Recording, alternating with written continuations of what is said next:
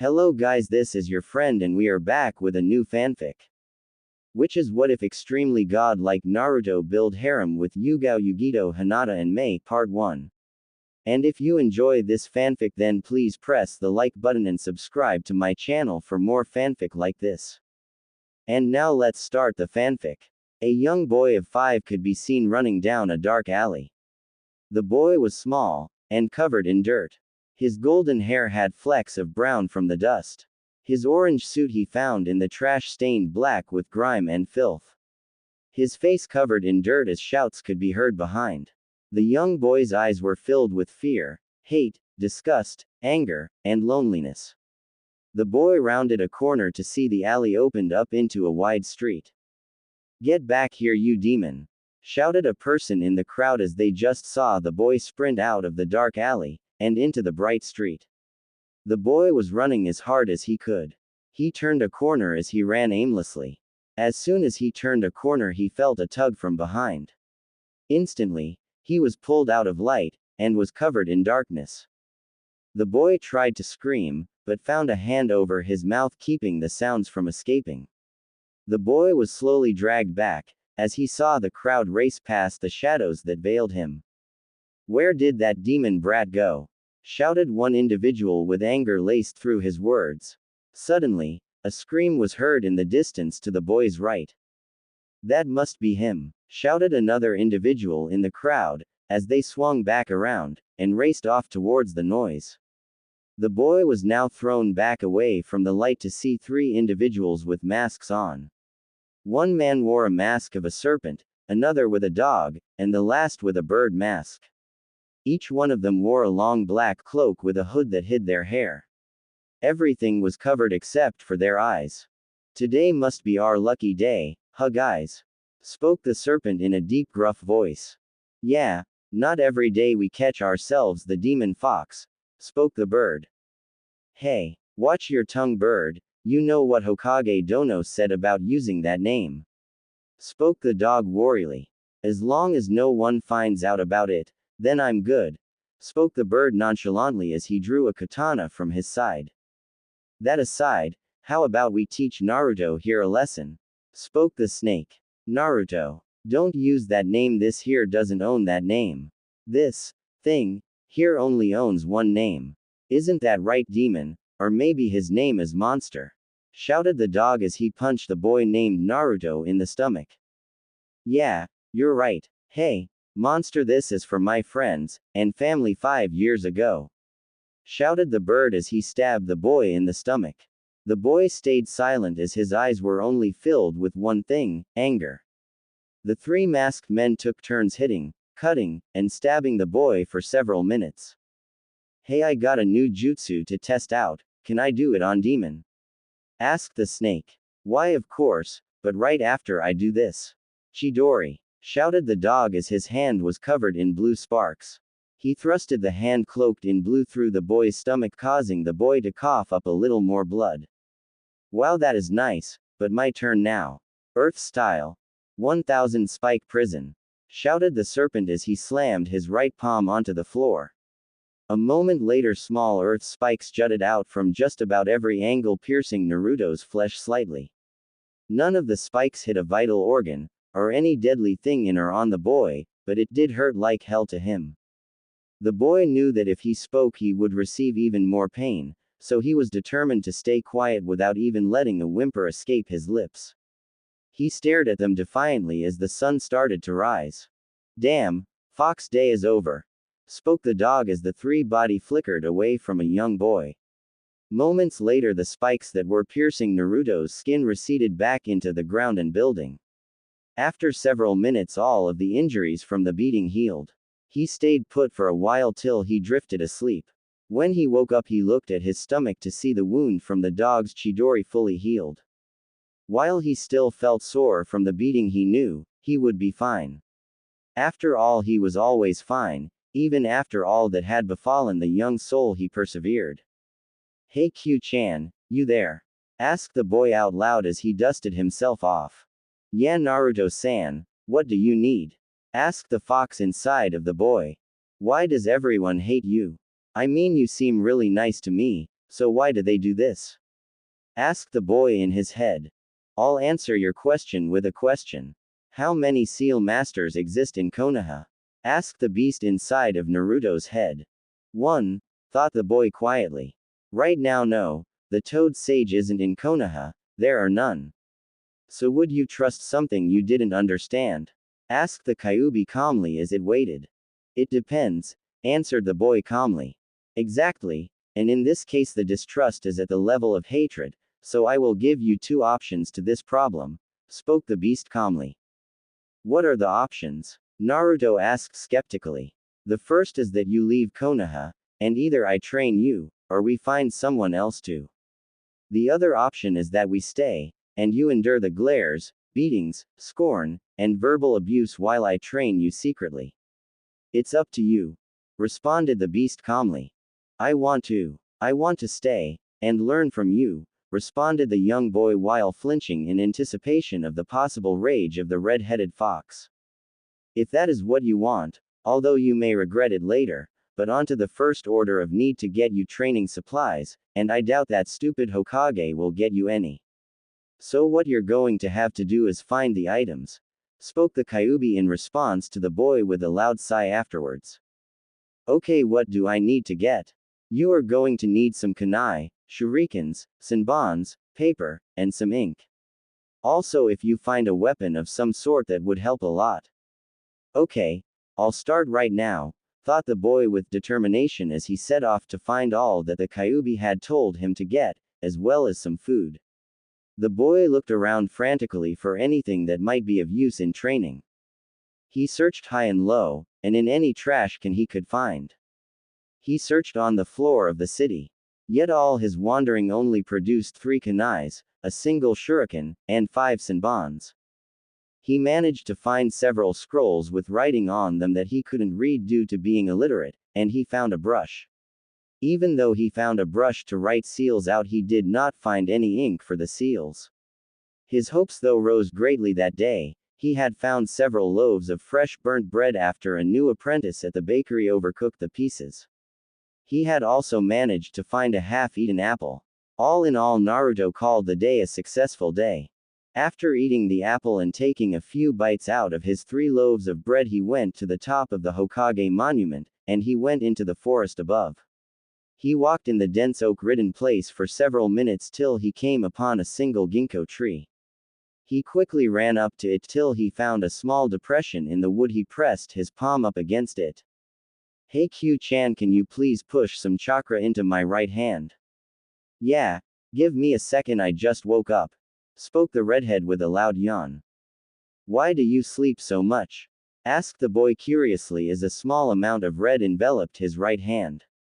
Because you are constantly getting hurt, so I have to keep you healthy, spoke the Kyuubi in a slightly angered voice. Okay, spoke the boy quickly as to not increase the sleepy demon's wrath any more. After a few more moments, a loud crack sound could be heard. Naruto looked behind him to see the floor start to open. He quickly ran into the opening as it had begun to shut. As he entered the dark room, it suddenly lit up in a brilliance of red, yellow, and orange. He walked down the stairs, and into a small plain room that had several chairs, a table, and several seals on the white walls. The boy quickly walked across the tile flooring to the nearest seal with his right hand still covered in crimson. He pushed his red hand up against the seal, and out came a small picture. It was a picture of his family. Yes, he had learned of his heritage from the Kyuubi about a year ago. Flashback. Where is that brat? Shouted a nearby man as Naruto hid in a dumpster.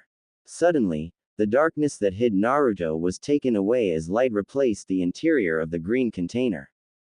We found you, demon fox, shouted a woman as she grabbed the young boy and pulled him out of the trash.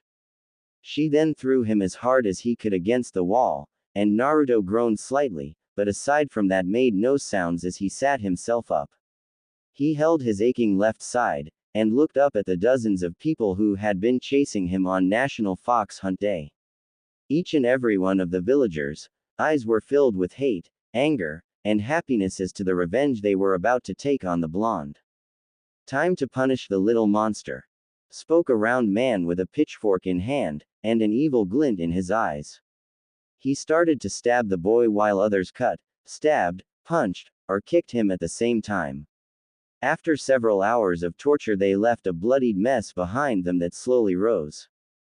I can't believe the fourth would do this to you, and that Kushina let him, sighed the demon fox. What do you mean? It's not like the fourth was my dad. Spoke the boy weakly as red chakra started to seep out of his wounds, and cover them, speeding up the healing process.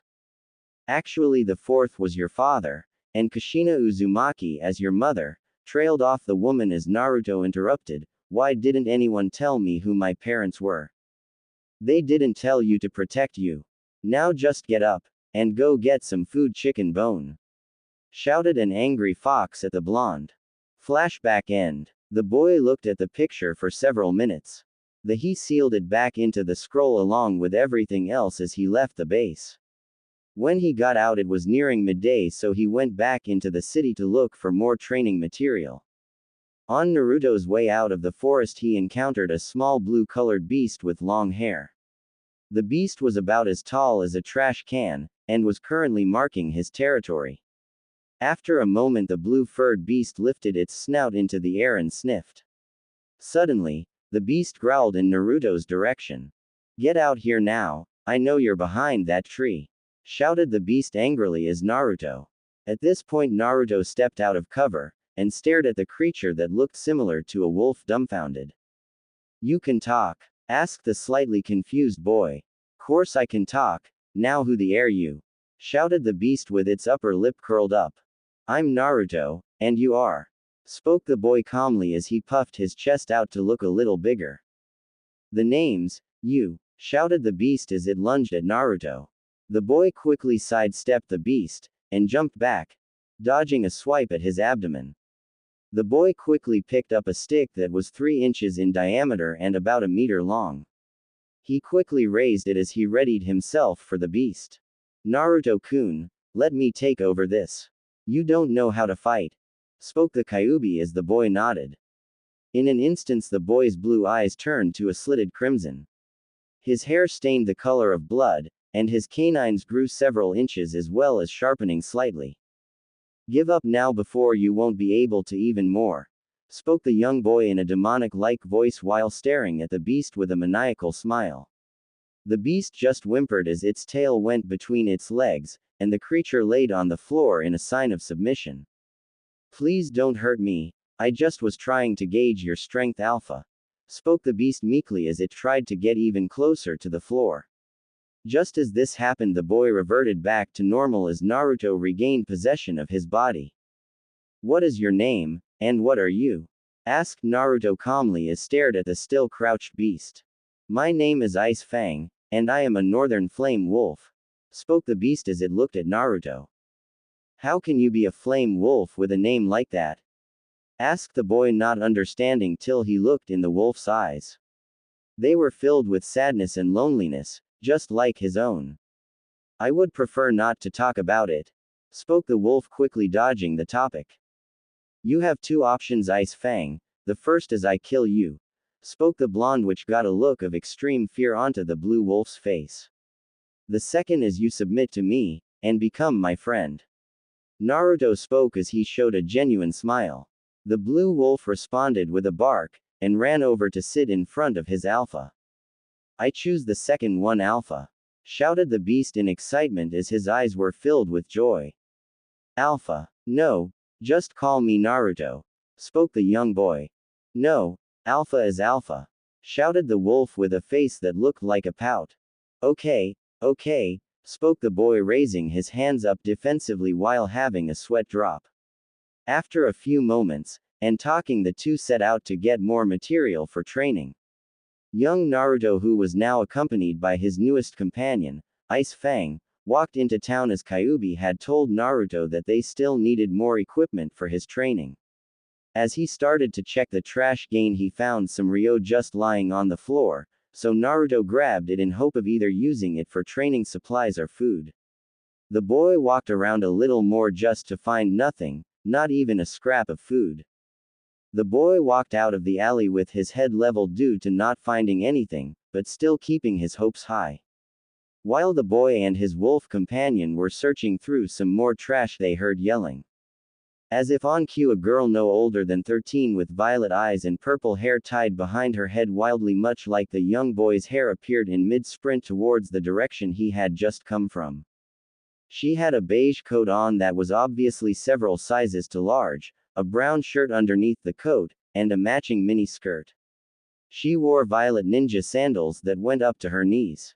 Yet, the two most prominent feature of the girl was her beauty and the Konoha headband that adorned her forehead. Her purple bangs covered the headband slightly, and the hair that wasn't tied back fell to her shoulders, framing her beautiful face.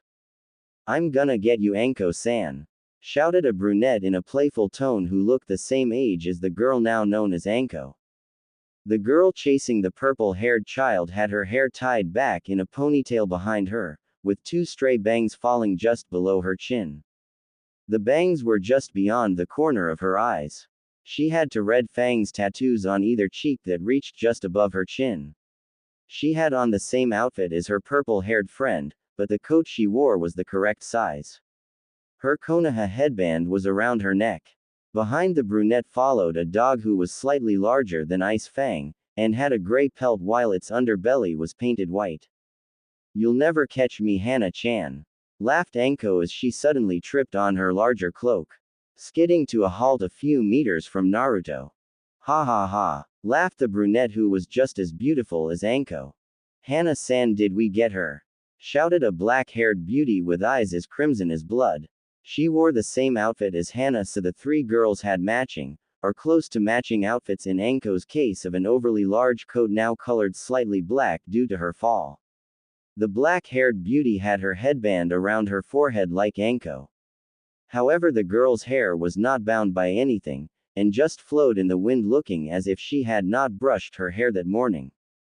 The three girls started laughing together like friends normally would till the gray-colored dog barked in Naruto's direction. They turned their attention to the reason the dog was barking to see young Naruto standing there in a daze while a blue-pelted wolf stood in front of him protectively. Who are you?" asked the girl named Anko as she looked at him plainly. The boy took a step back in fear as he recognized the Konoha headband that were only worn by ninjas. Ninjas like the dog, snake, and bird. Ninjas that at least in Naruto's eyes were evil. Now mind you, he didn't think all ninjas were evil, but most of them, as his dream was to become a ninja that protected people weaker than him. That way no one would ever have to go through what he did. "Hey, there's no need to be afraid, little one," spoke the brunette reassuringly as she put her hands out while slowly approaching the scared little boy. Naruto didn't believe their words. He rarely believed anyone's word now. Especially after how the orphanage treated him a year ago. They threw him out due to budget costs, but he didn't care, at least not anymore. As the girl named Hana slowly approached, Ice Fang barked out at her angrily as he started to snarl at the child. Hana noticed the creature, and looked at him with surprise. She then looked at the boy with only curiosity in her eyes as she spoke. "Where did you find him?" Silence followed for several seconds as the boy started to slowly back up. Suddenly, he turned, and Naruto sprinted away as fast as he could with Ice Fang struggling to keep up. As soon as he made a dash for it, the three ninjas started to chase him as they had several questions for the boy who clearly needed a bath. The ninjas were slowly gaining on him due to their age and experience that was until Naruto came up with an idea. He looked behind him to see Ice Fang just behind him. Naruto slowed pace till he was right next to the blue creature. He jumped onto the beast back much to the wolf's surprise. "Q-chan, I need help," spoke Naruto in his mind as the kunoichi chasing him were now a few yards behind him. "Okay, but you owe me big time, kid. You owe me very big," trailed off the fox just as Ice Fang and Naruto were suddenly enveloped in a cloak of red. Ice Fang didn't question it as they suddenly doubled in speed. The kunoichi stared in disbelief, but instead of giving up decided to chase him as if he was the demon cat Tora. They looked at each other, and nodded as they suddenly split off into different directions while only Anko stayed chasing him. After several minutes of running he had lost the ninja, so he sat down next to a wall. Ice Fang next to him as the beast breathed heavily from all of the sudden running. Naruto put his hand on the dog's head, and started to rub him as the beast looked at him happily. Naruto, come here, spoke Q-chan as he was suddenly dragged into his mindscape. Naruto now found himself surrounded by a lush forest as Q-chan sat behind a thicket. She had crimson hair that was in 9 separate ponytails. 7 of the 9 stayed behind her head while 2 draped over her shoulder, 1 on either side falling to her elbows. Her crimson eyes were held in contrast to her plain kimono whose color matched Naruto's sapphire blue eyes perfectly. What do you need, Q-chan? Asked the young boy as he hadn't have seen Kyuubi in a long time. Nothing, just trying to help you a little bit, she spoke as suddenly Ice Fang appeared out of nowhere. The beast looked around wildly before running off in a random direction to check out the trees. Why's Ice Fang here? To help you. There has always been one fatal flaw with companions, and that is the need to talk out in the open. So I brought you both here to fix that. Now that you both have seen each other in this place, you will be able to talk to him just like you do with me. Now I suggest you leave before you lose your head, spoke Kyuubi as she vanished, and Naruto found himself in his world. The boy had his eyes closed as he felt something cold against his throat. He opened his eyes to see a kunai to his throat as 3 pairs of eyes stared at him. Naruto quickly looked to the side to see the gray dog staring Ice Fang down. Oh man, I just want to rip his throat out, shouted Ice Fang into Naruto's head. Calm down, Ice Fang. Naruto spoke back as the beast suddenly looked at him inquisitively. Was that you, Alpha? Asked the blue wolf. You better believe it's me, spoke the blonde as the beast started to back up till he could feel Naruto with his tail. Now that you made us chase you, you better answer our questions, shouted Anko angrily as she stared down the boy. Calm down, Anko-chan, spoke the black-haired girl. Who are you? Spoke Anko, ignoring the other girl's words as she pressed the kunai into his throat just a bit harder, but not cutting his skin.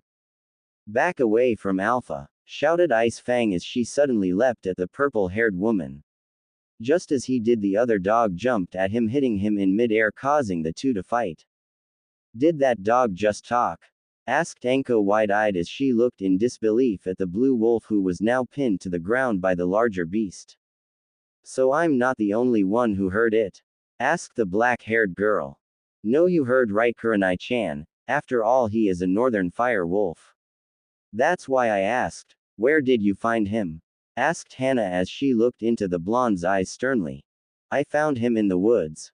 PP, please don't hurt him, stuttered the blonde as he looked at the 2 dogs in fear.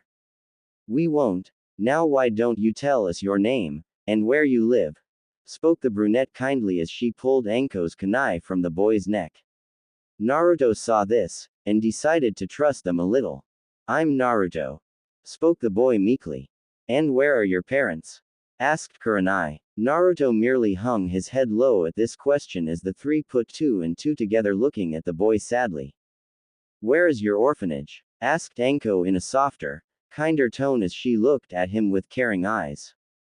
I live out here, spoke the boy plainly, much to the girls' disbelief as they stared wide-eyed. That's not possible. I mean, how can a 4-year-old take care of himself? Spoke Hana after recovering from her shock. I'm 5, and you'd be surprised, spoke the boy angrily. The girls looked at each other in disbelief at hearing this boy say he was actually a 5-year-old than what they thought was a old 3, maybe young 4-year-old. You sure don't look 5, kid, spoke Anko teasingly. Anko-chan, shouted Hana-eyed disbelief at the way her friend was treating the malnourished boy. Well, he is. So what if he looks young? You can still show manners. Maybe you two should calm down, spoke Kurenai suddenly as she approached Naruto slowly like a cat stalking a mouse. Naruto started to panic once more as his head was filled with images of beatings, but what he got instead was a surprise all its own. The black-haired girl was embracing him. His head was in her chest, hearing her steady heartbeat. It's all right, Naruto-kun. Just calm, relax. Spoke Kurenai in a motherly-like tone. He looked up into her eyes to see them filled with care for him. After several minutes of talking, the two groups said their goodbye as Naruto was now happy to find 3 girls, and a dog to call friends. Naruto looked up into the sky to see it was midday, so he went back into town grabbing his ryo he had found on the ground earlier tightly. The boy looked through the city till he found the ninja shop. He breathed in deeply before pushing the door open. A bell rang out that the door had opened. Please give me 1 second, and I'll be right with you, spoke a rather large man with a brown curly beard and curly hair brown hair. He wore a white shirt with a black vest, and dark olive green pants with a set of brown boots. The man spun around, and upon seeing the young Jinchuriki his smile faded into a scowl filled with anger. Get out, spoke the man quietly at first before shouting the words. His brown eyes were filled with malice as he grabbed a sword from the nearby rack of weapons, and ran after the boy at a surprisingly fast pace. However fast the man was though, Naruto was faster and had lost him. Just as he rounded a corner he saw the man standing there with a grin upon his face as he held a katana in one hand and a tanto in the other. Naruto turned around sharply to see a man wearing the traditional Konoha ninja attire with his headband covering the entire top of his head. He had wild brown hair framing either side of his face while a tuft of brown landed between his 2 eyes falling just to the bridge of his nose. However, the most distinct feature of this man was his hacking cough. Hey little cough demon brat, cough, coughed the man as he struggled slightly to speak. Come on Hayate, let's finish the little fox, spoke the store owner with an expression that held only happiness, and a promise of pain. The man the shop owner had called Hayate slowly drew a katana from his back, and held it firmly. He stared at the young boy with glee as he started to have a coughing fit. A blue wolf that stood in front of Naruto was snarling at the two as Hayate charged. He quickly hit the wolf in the head with the hilt of his blade, forcing him to sleep. Hayate charged forward again while shouting, "Crescent Moon Dance."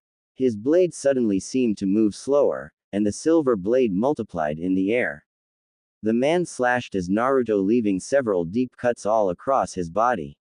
Then Hayate kicked him against a wall just as a girl came round the corner. She had purple hair, and wore a pale mask of a cat. Hayate, what are you doing? Why are you covered in blood? Asked the cat as she stared at the man, her hazel eyes piercing him. She then looked over to the wall to see a young boy bleeding heavily. She stared in horror at the scene before looking back at Hayate with disbelief. This isn't what you think. He's the demon brat. I'm doing the village a favor, shouted Hayate in response to the nameless cat defensively. How could you do this, Hayate? Spoke the woman before she suddenly knocked out the shopkeeper that was slowly approaching Naruto with his weapons raised. I did this for the village. I did this for us, Yugao, shouted the man pleadingly as he was now face to face with the purple-haired woman. For us? How could hurting a child help either of us? Shouted Yugao before picking up the unconscious crimson-stained boy, and the knocked-out dog. She looked back at Hayate one more time with hate in her eyes, before shunning away. Yugao, Naruto, and his dog suddenly appeared with several familiar girls. Naruto-san, why is he covered in blood? Shouted a scared Hana as Kurenai suddenly started to use medical jutsu to heal him. You know him? Asked Yugao to the group. Yeah, we met him less than an hour ago. Why is he covered in blood? Asked Enko as she stared at the boy in horror. Hayate did this, spoke Yugao calmly as the other 3 girls who were in front of a TV looked at her blankly. You're kidding, right? Asked Kurenai, who was still using her medical jutsu. No, he said this boy is the demon, and that he was helping the village with this. How is he helping us? Asked Hana as Naruto's eyes suddenly fluttered open. The first thing he saw was a cat-masked woman. He instantly shot up with his back against the wall. His dog still unconscious as the 4 members had left, the beast alone breathed silently. Naruto's eyes rested on one thing only, the mask. It brought back terrible memories of beatings and pain. The boy then let his eyes drift to see the three girls from earlier. One thought crossed his mind: they were working together. I should have known better. The boy then looked around for an exit. He quickly spotted one, and rushed for his dog before anyone could respond. He grabbed Th Beast, and jumped through a window out of the Inuzuka compound. The young Naruto stopped running when he got to the forest above the heads of the four Hokages. He stopped just at the edge as he thought of one thing alone. He wanted to leave for at least a little while. He was going to come back, but that would be after he could protect himself. He then ran into the forest as he heard shouts in the distance. Naruto-kun, how long do you want to leave this place? Asked Kyuubi suddenly as he stopped, and put Ice Fang on the ground next to a tree. Until the start of school. I shouldn't have too many problems if I disappear till then. Okay, but if you are leaving you will need to know some skills. So let's train a little before you go, spoke the fox. How long till I can go? Asked the boy as he grew slightly frustrated.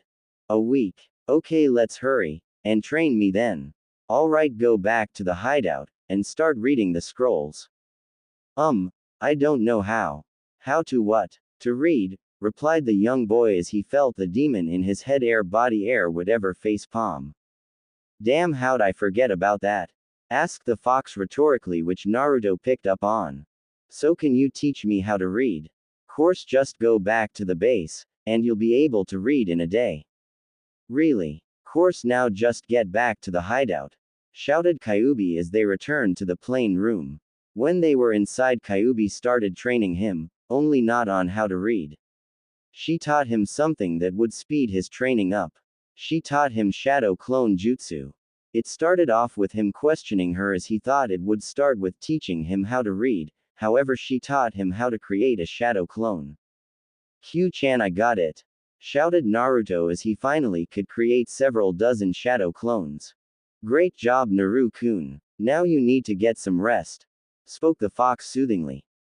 But I want to train, shouted the blonde rebelliously. Later. Right now you need to rest before anything bad happens, spoke the fox sternly. What could possibly happen? Started the boy before he fell forward unconscious. I told you, spoke Kyuubi as Naruto appeared inside his mindscape. Okay, I got it, spoke the boy as he was tackled from behind by Ice Fang. Alpha, shouted the beast as he started to lick him uncontrollably. Okay, Ice Fang, please stop, I have some questions for you. Okay, Alpha, what do you want to know? You said you were a northern flame wolf, right? Yes, I am Alpha. What are northern flame wolves? I don't know, no one ever told me. I can shed a little light on this subject, spoke the crimson-haired beauty as she wrapped Naruto up in a hug. What is he, Q-chan? Asked the boy as he nuzzled his head into Kyuubi's double D-cup chest. A northern flame wolf is part of a species that dates back to the time of the Sage of Six Paths. Much like the 10 tails being split into 9 separate entities, there was a small species, as you can guess, called the flame wolves. These beasts were very dangerous as the power they had drove many of these loyal beasts to madness. Instead of being peaceful creatures, they turned feral, and attacked anyone on side, friend or foe. So the sage split these beasts that had the power to control all 5 elements into 4 separate entities. He created 4 new species, which were named after the 4 directions of the world: north, east, south, and west. He did this due to the affinity they had. They held the flame in their name as each, and every one of these wolves have an extremely high affinity for fire. Now a northern wolf has control over wind, south over lighting, west over water, and east over earth. But a unique thing about each is that they have their own bloodline limit, and chakra system that restores chakra. So they can actually use jutsus on their own. What are the 4 bloodline limits then? Now mind you that some clans have the same bloodline limit. With that I only know half. The western flame wolves have what people call blue fire, whereas the eastern flame wolves control lava. But let's get back on track. Before you can actually use any jutsus besides the one I taught you, you must get a handle on your chakra. So your routine will be to create 100 clones, and have them all try to walk up a tree. When they do that, have them walk on water. Then we can try other things. Until then you will be training your body physically by doing push-ups, sit-ups, and running around the edge of the forest. How will I retain anything my clones do though? Naru-kun, I told you. When you dispel them you gain everything they experienced as information for. So if they die you don't, if they build muscle you don't. You only gain the feeling of it all, but if they get tired you are also get tired. Okay, well I'm off to train. Not yet, have 10 of your clones come into the base so I can have them learn to read. Okay, I'm off, shouted the boy as he woke up to see it was already midday. He grinning like crazy as he crossed his fingers in a cross and shouted, "Shadow Clone Jutsu." They all went off in their respective directions to learn everything as the real Naruto started to do push-ups and sit-ups. Time skip. A week had passed, and Naruto could now walk on water without having to think about it, and he could read better than most teens. He had also found some food in the forest such as berries that Kyuubi had told him were fine along with a rabbit he had cooked, and eaten.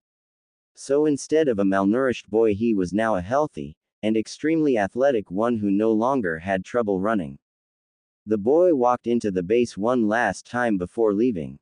He looked around till he saw a small tear in what should have been a stone wall. He walked over to it and drew a kunai. He pressed the blade to the wall, and instantly the stone ripped. Naruto looked at it to see it was paper. So he gripped the paper, and ripped it off. An opening just big enough for Naruto to crawl into appeared. He shrugged his shoulders before starting to crawl.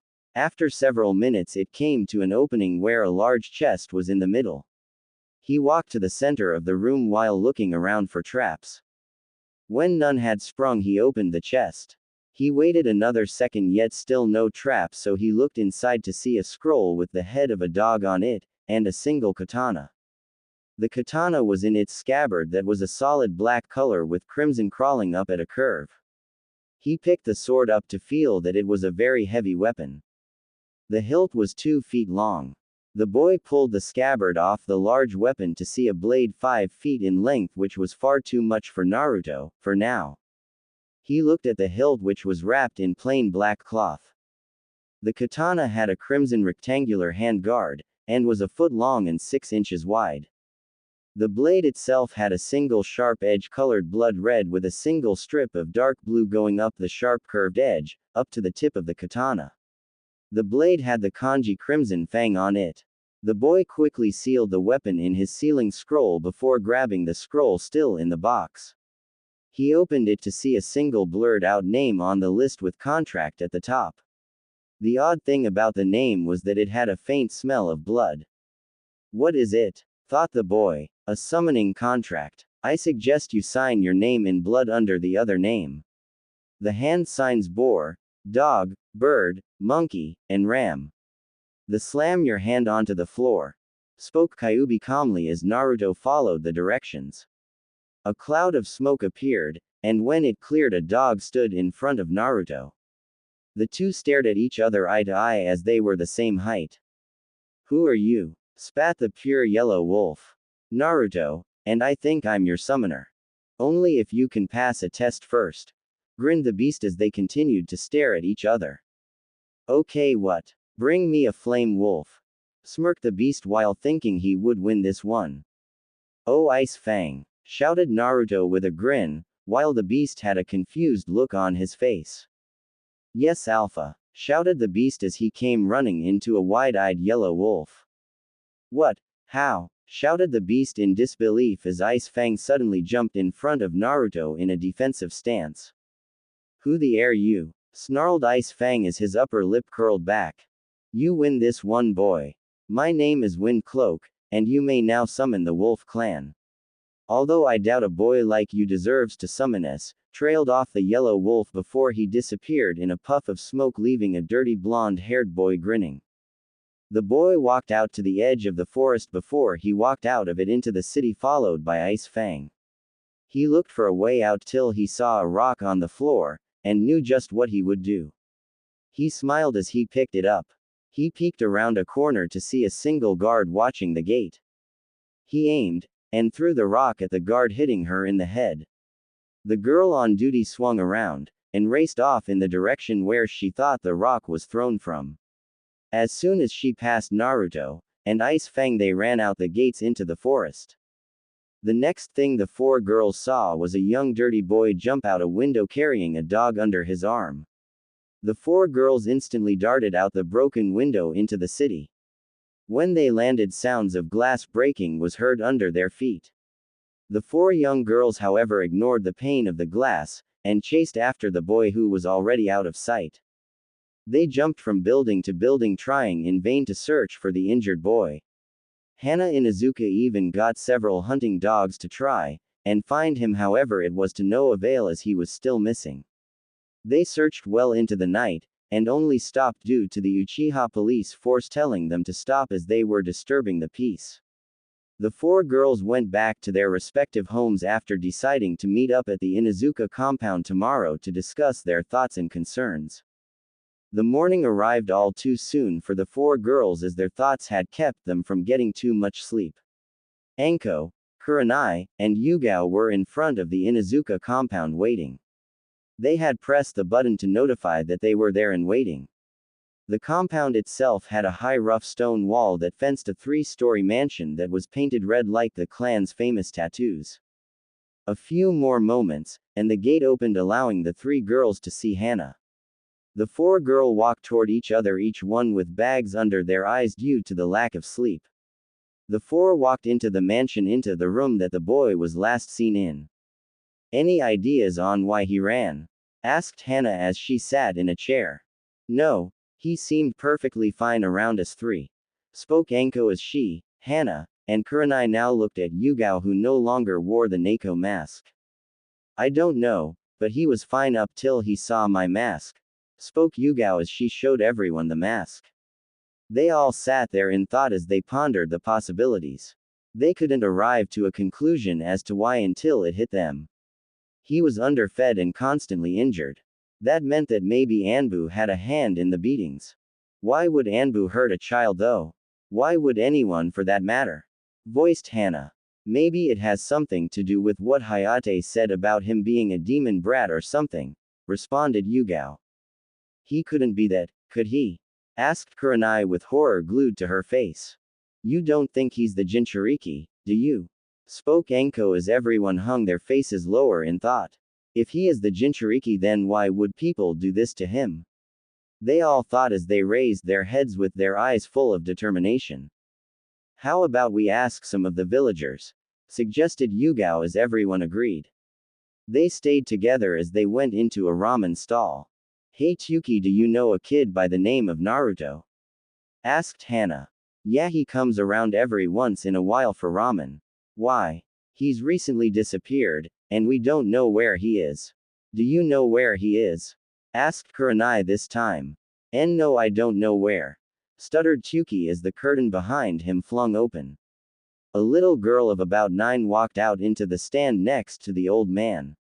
She had chocolate-colored hair, and wore the same apron and hat as her father.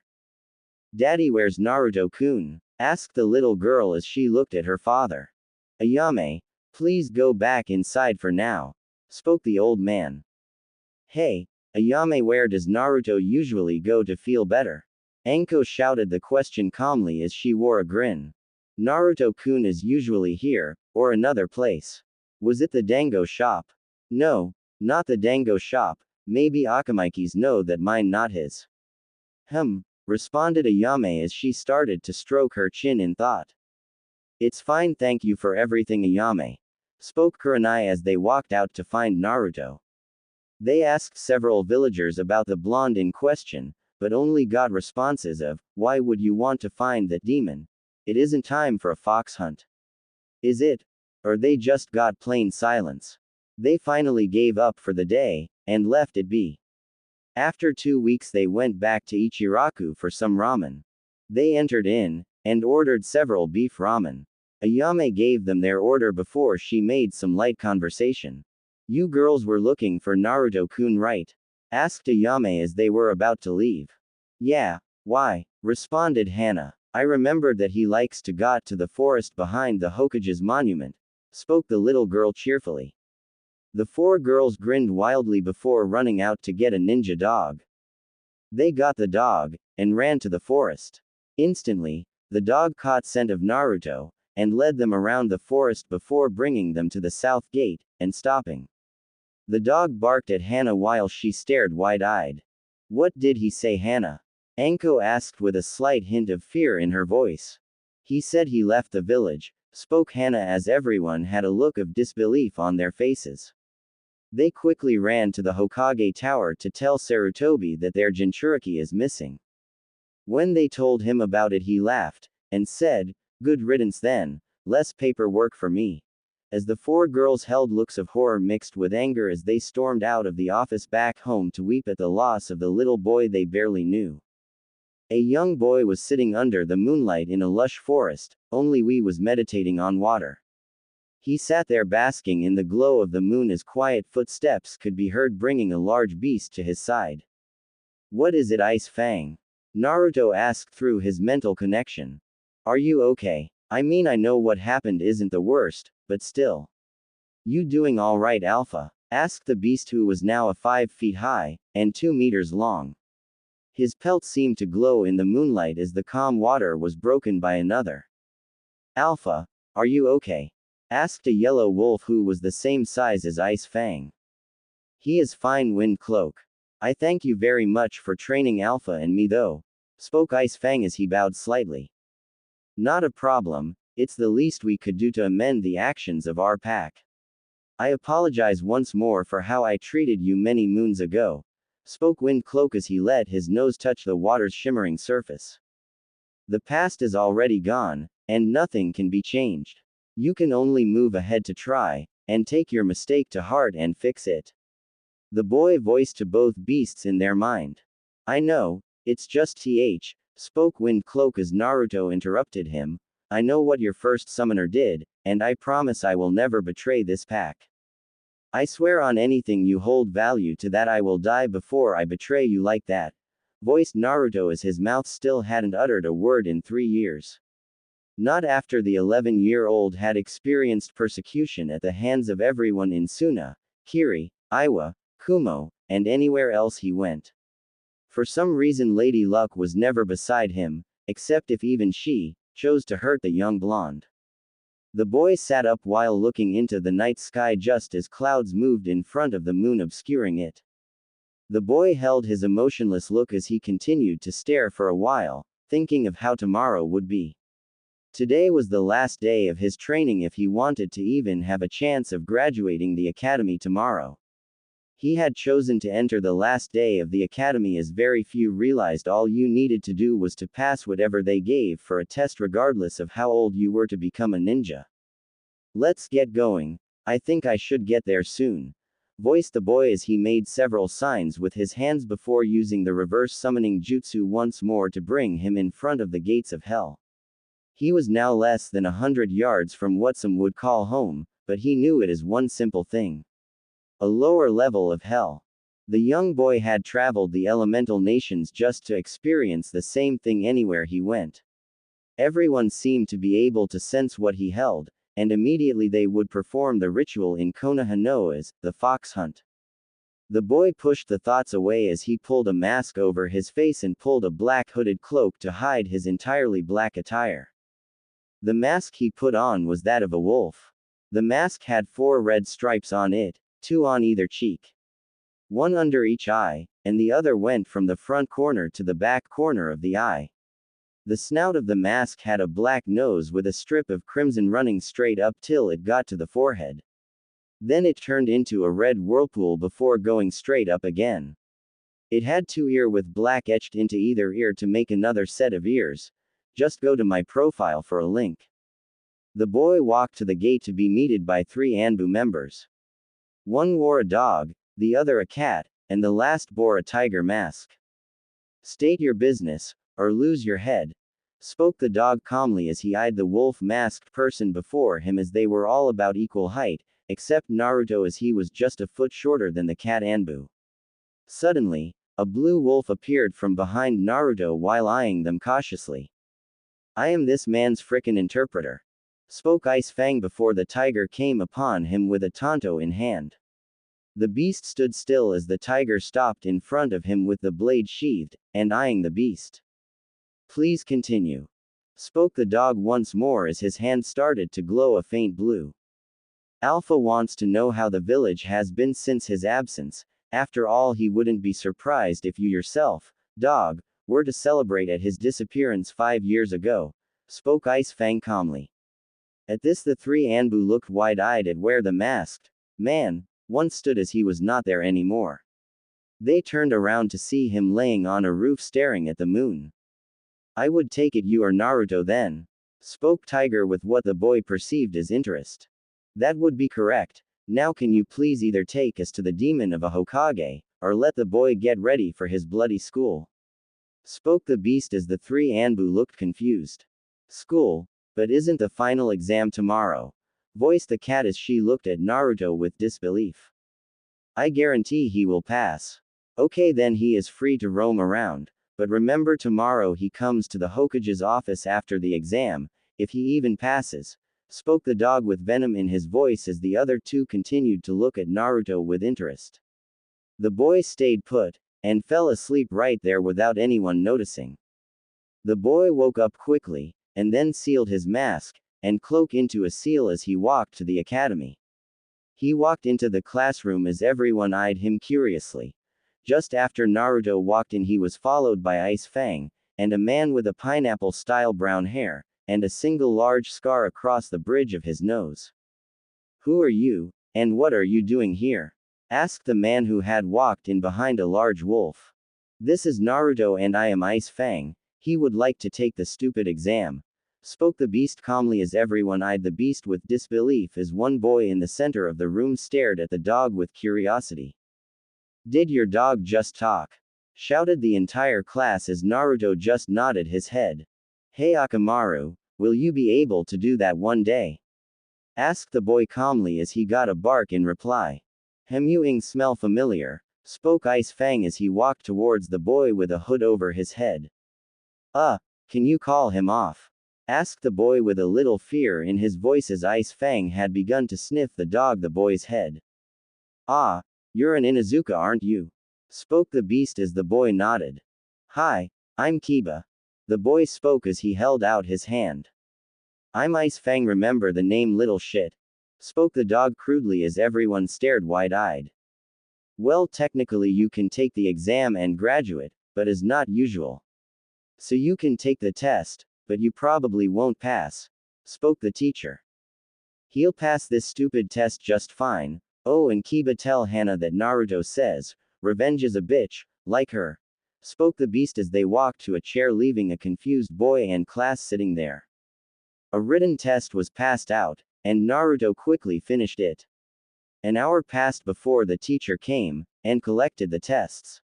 He then called them to the gym one by one for a test. It was to do the body replacement, clone jutsu, and the henge. When Naruto's turn came up, he walked into the gym as he was guided by the man called Iruka-sensei by the entire class. "Do the Academy 3 please," spoke Iruka as Naruto did the hand signs while Ice Fang said the words. He did the 3 easily. "Okay, wait outside for the spars," spoke a man with anger.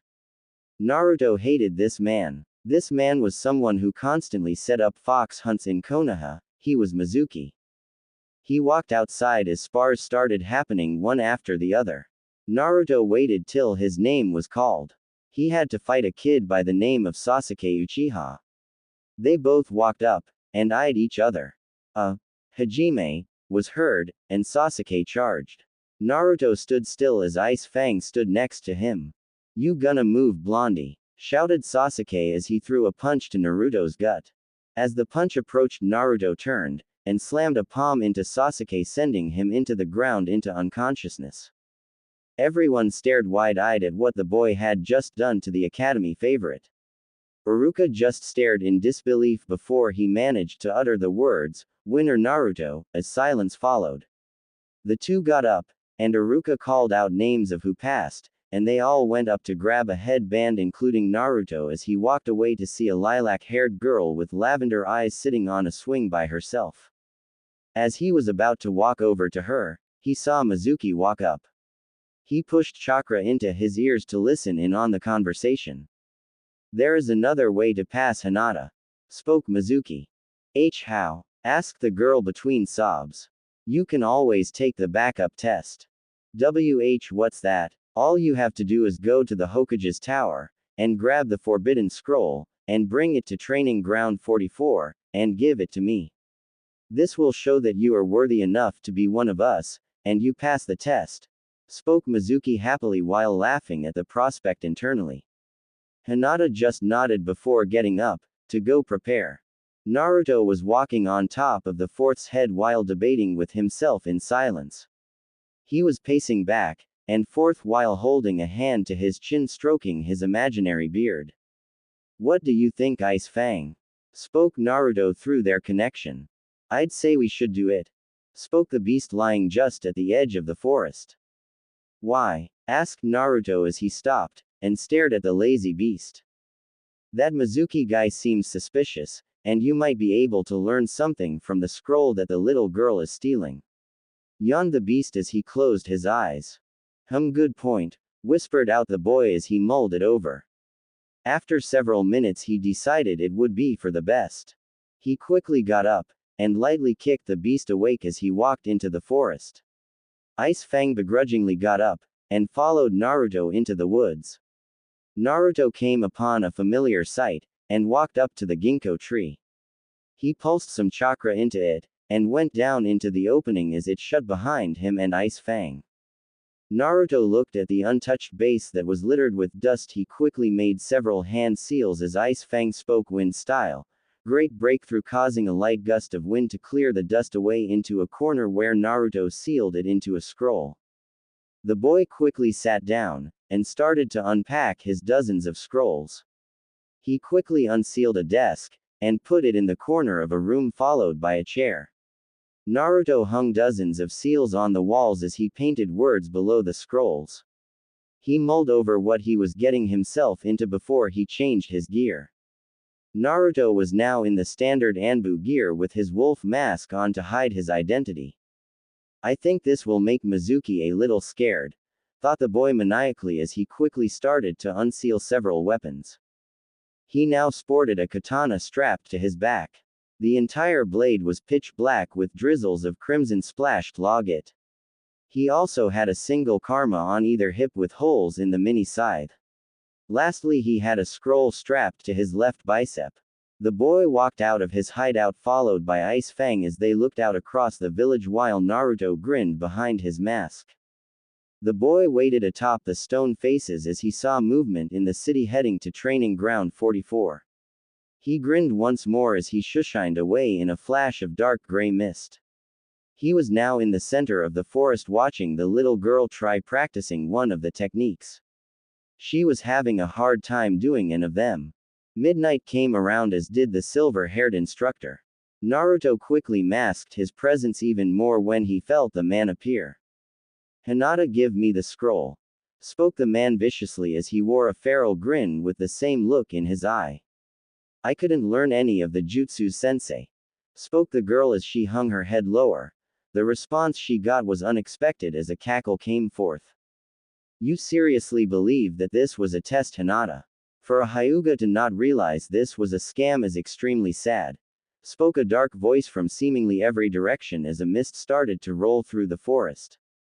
"Who are you?" shouted the two others in the forest. "It," shouted Mizuki as he threw a ball into the mist and Hinata's general location, causing a gas to seep out. Instantly, various sounds were heard through the forest as giant creatures started to attack the lavender-eyed girl. A long 16-foot python lunged at her just as Ice Fang pinpointed Hinata, and took her away. The girl looked at the beast, realizing that the back of her outfit was in the mouth of a dog, but not just a dog, no, she was in the mouth of Naruto's dog. When they sat down just outside of the compound, a tall man rushed out. "Hinata, where were you?" shouted the man as a statement. "Father, I failed to become a ninja, sobbed the girl as her father looked at her with disbelief. Stop kidding, Hinata. Iruka-san called me today congratulating me on your amazing work. He said he just forgot to give you this because they were out at the time, spoke the girl's father as he handed her a ninja headband. She looked at in disbelief as she hugged him. Dad, Naruto's in trouble, shouted Hinata as she explained what happened to her father. The man quickly turned, signaling to his guards to follow as several white-eyed men appeared at his side. They quickly went in the direction where Ice Fang had come from with the beast in tow. Meanwhile, with Naruto, when the mist disappeared, a bloody sight could be seen. All the creatures that had been there in the fog were cut up and bloodied. Sections of snake, tiger, gorilla, and other various creatures were strewn about in a crimson mess. In the center of the mess stood a red-painted Naruto who no longer wore his mask. Who are you? Spoke a shock-stricken Mizuki. Naruto Uzumaki. Ha, the Kyuubi brat, spoke Mizuki with a wide grin as he started to state what the Jinchuriki really was. You think I don't already know that? Spoke the boy as he hadn't moved. Mind explaining why you talk now, and not before? Death only speaks when there is a soul to be reaped. Death is always after silence, and is followed by the hush of the dead trailing after him, spoke the boy as he looked up with an evil glint in his eye. Mizuki stared at him before laughing. After recovering, he quickly jumped down as they started to fight. Naruto swung each of his fists lightly as he continued to be beaten back. Just as the man landed a solid punch on Naruto, he erupted in a puff of smoke. What? Shouted the man. Whirlpool style. Red torrent, whispered a hushed voice as a stream of water erupted from the earth wrapping around where Mizuki once stood. The blue-colored water slowly turned crimson as Mizuki could no longer be seen. Just as the ball turned crimson, the Hyugas appeared upon the bloody mess. The ball suddenly dropped, leaving bits of flesh on the soaked ground with various clothes thrown about. The tallest man looked up to see who he presumed to be Naruto just as Ice Fang appeared by the ANBU's side. Let's go, Alpha, shouted the beast excitedly as Naruto tossed a scroll to the man in robes. The man caught it as the boy vanished. He activated his eyes and scanned around to see nothing. The man sighed before opening the scroll. The scroll had a note in it that said, "This is the Hokage's scroll of forbidden arts." The man nodded as he trudged back to the tower, and left it with the tiger Anbu. Naruto strolled through the city till he came upon Ichiraku. It was closed, but he still smiled at the good memories it brought back. Suddenly, he heard footsteps behind him. He turned to see two girls standing there, one with black, the other with purple. He turned to run, but was stopped by a cat-masked Anbu, and a brunette. Naruto, please listen to us, spoke the cat Anbu desperately. The young boy froze in fear as he knew he was surrounded. Suddenly an odd smell drifted to his nose, and seconds later Anko dropped to one knee grimacing in pain. When Naruto saw this, he realized what he smelled. Snake was the one word that came to the boy's mind as he vanished in a flash, appearing above Anko with a inkwell in his right hand and a brush in his left. Instantly the boy found where the mark was, and went to work on seal it enough for now. In a matter of seconds a seal was made on her left shoulder. Naruto flew through hand signs before Ice Fang spoke out, "Holy suppression." A bright light filled the street as Anko no longer panted in pain. The other three people that had surrounded Naruto looked at him in disbelief as he did what all of Konoha could not in 5 years in a matter of seconds. Anko looked up in just as much disbelief till he realized what he did. He stared at his hands wide-eyed before running away. As he flew from rooftop to rooftop, he mentally scolded himself for helping someone who betrayed him. He glanced behind him to see the 4 girls in hot pursuit. Just as he turned his head, he tripped, falling into the street into something soft. He put his hands to push himself up till he heard a moan. He quickly lifted himself up to see he had fallen between a woman's chest. He blushed a deep shade of red that was visible to this familiar red head in a blue kimono. There you are, Naru-chan. yelled the woman as she hugged him, all of a sudden slamming his head back into her double Ds. Then Ice Fang landed, and shook his head as he laughed. Q-chan, I think you're suffocating Alpha, and also just hold him still, some girls are coming to talk to him, spoke the beast as he sat next to the two of them. Oh, my Naru-chan has a few girls chasing him already. Geez, dear, you're such a lady killer, she teased before the four girls landed in front. Q-chan, let me go, whined Naruto as he squirmed. At this, Q-chan gasped, and hugged him even tighter as he was no longer facing her, but rather the four girls were trying not to laugh at the scene in front of them. My little Nar-chan talked in public, proclaimed Kyuubi as she held him still. They stayed like this for a little bit till they saw Anko drop to her knees. Thank you, Naruto-kun, spoke the woman on the ground as she bowed. This surprised the young man before he recollected his thoughts. Alpha wants to know why he should believe you, spoke Ice Fang as he let a little snarl out. He knew what they really did that day, but he wanted to see if they really felt that way, or if they were just going to do what his Alpha misunderstood. We never betrayed you, quickly shouted Kurenai. You didn't betray me. Then what do you call handing me over to the masked creatures? Asked the boy out loud, much to the surprise of Ice Fang and Kyuubi. You mean me? No, I swear I wouldn't hurt you, and why would any other Anbu hurt you, Naruto? Asked the cat-masked woman. You mean to tell Alpha you don't know whose lap he's sitting in, or that you never meant to hurt him, you little shits? If so, why did you bring him to that cat-masked lady?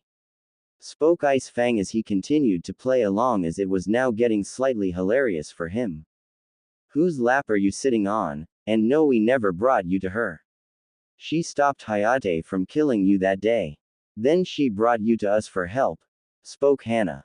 At these words, every gear in Naruto's mind started to click into place as the pieces of that day started to make sense now.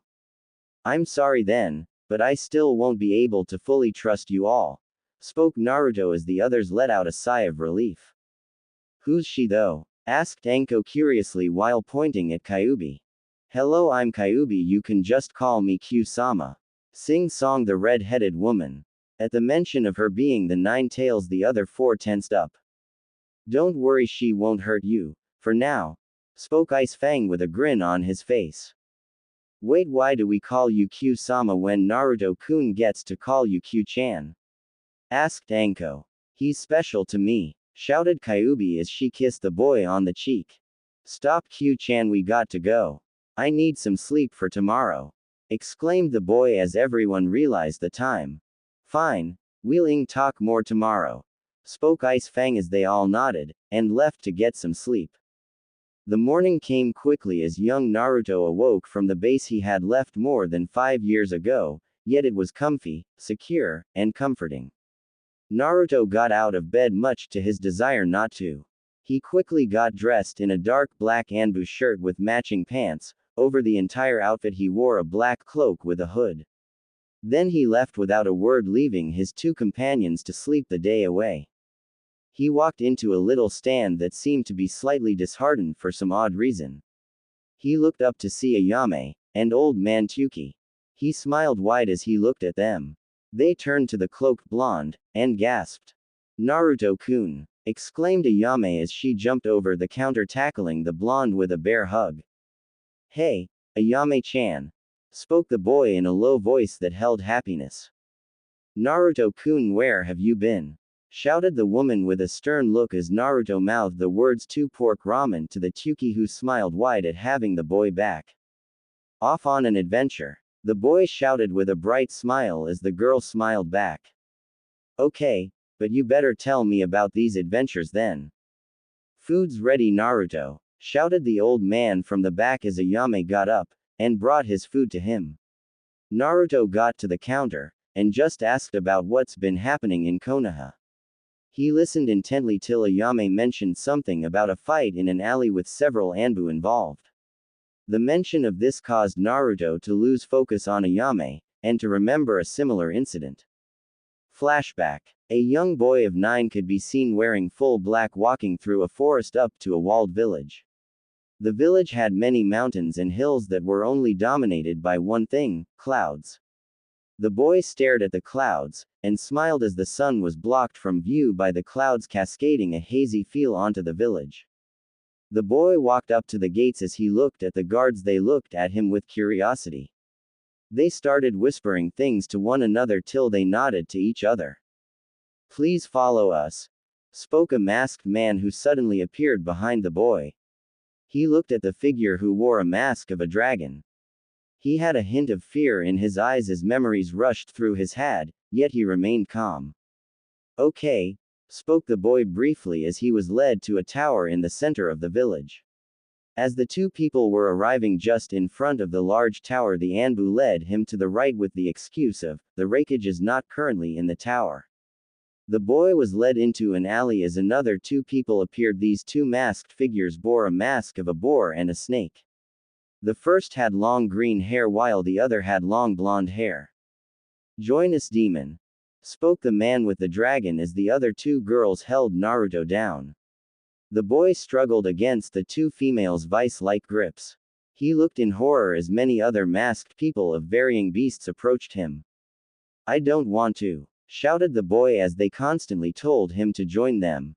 "Then we'll make you join us by more aggressive tactics," spoke the girl to his left that was holding him to the wall. At the boy hearing this, he quickly let out an inaudible whistle. Instantly, a howl could be heard in the distance. The people holding him down looked in the direction of the sound while the girls loosened their grip slightly. At this, Naruto quickly broke free as he ran away. He quickly looked over his shoulder to see the masked figures giving chase. He quickly rounded a corner, knocking over a blonde girl who had her hair tied in a ponytail. "Sorry," shouted the boy as he ran past the gates out of the city as he heard dozens of jutsus called out with things flying overhead such as fireballs, lightning, and waves of water. The boy ran away, ditching the Anbu as he had now gone deep within the country. He let out a sigh before he rested. Flashback end. The boy refocused on Ayame, but just before he went to talk he looked at the time to see he had to go to the academy. So with that he left the needed money on the desk as he sprinted to the academy. He got to his class just on time. He quickly took the only seat not taken in the far left corner. He sat down right behind Hinata as Iruka walked in with a big grin on his face. "Morning class," spoke the teacher as everyone responded back in a similar manner. "What's today's lesson teach?" asked a kid in the back of the class. Naruto just tuned them out, and looked out the window to see Ice Fang walking up with Kyuubi in tow.